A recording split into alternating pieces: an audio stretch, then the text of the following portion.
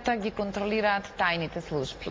Дека не видете, постои ниеден на позначајните позиции кои, ако го погледнете семењето стебло, нема сериозни линкови со... Точно, и тоа е точно. Меѓутоа, вие 15 години имате вештачко одржување во основа системот се храни со вештачка храна. Во основа се одржува носталгијата за минатото. Вие имате 15 години систем кој не изгради функционални институции, кои ќе бидат токму демократски ориентирани. Во основа не го приближивте системот до граѓаните, не го реформиравте системот. Ние, како што каже Јаданка, сме 15 години во континуирана реформи. Меѓутоа реформи нема, ние полицијата реформираме од 90-та година наваму и повторно полицијата ја реформираме во соработка да функционира во соработка со граѓаните. Освен билбордите, ја не гледам дека тоа нешто се прави. Ние само говориме, ние повторуваме, меѓутоа едноставно имате печаток дека ништо не се движи.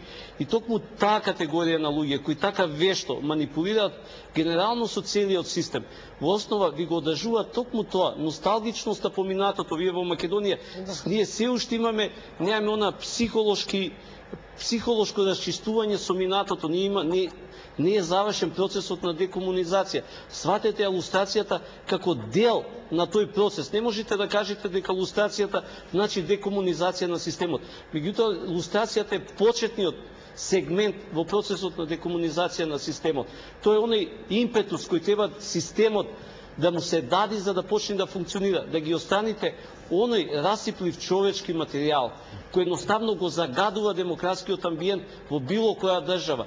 Во 90-тите години кога почна ги силова институциите, точно, ги во приватизира 90-тите години кога почна демократските револуции во земјите на источна и централна Европа, токму се појде од едно преубедување, перцепција кај граѓаните дека на поранешните комунисти не можете да им верувате дека може да го реформираат системот во контекст на она што значи ново градење на нови демократски односи. Едноставно не смеете да дозволите на денунцијантите, оние кои го хранеле репресивниот апарат со информации за своји колеги, своји пријатели, врз основа на она што се вика идеолошката нишка, едноставно да им дадите да бидат креатори на новото.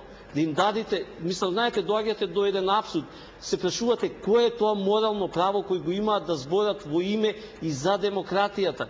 Тука едноставно луѓе кои крајно имале негативен став, крајно кон човековите права, луѓе кои ги кршеле човековите права безобзирно и одеднаш да бидат ставени во ситуација на човековите права и се апсолутно.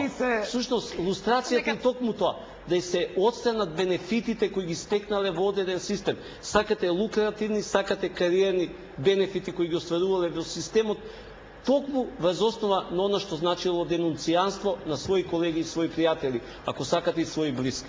Професор Енкуловски, мислам дека овдека е вистински момент да видите едно 2-минутно парче од една дебата на која што присуствуваше и госпоѓа Јасна Котевска, ќерката на поетот Котевски. Една прекрасна сторија што ја отвори фокуса, мислам дека сега се подготвува и документарец кој што ми отвори други дименсии. Размислуваме ли за новата генерација, за потомците на оние во чии што семејства се случувале големите трагедии? Некои од луѓето кои оперативно го работат, поетот Котевски, потоа добиваат сериозни функции дури и во писателската организација, значи да не зборуваме во комунистичката партија, и во писателската организација. Еве 2 минути па се враќаме назад.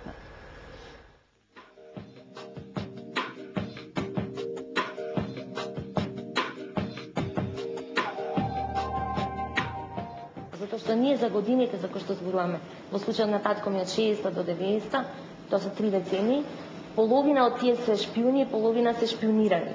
Ме разбирате? Значи, во таква ситуација имате практично тотална обскурна и параноична структура, во која што имате исто така тотално ненормален свет на отсуство на стабилни координати и на пријателство и на колегијалност и на писателство во крајна линија.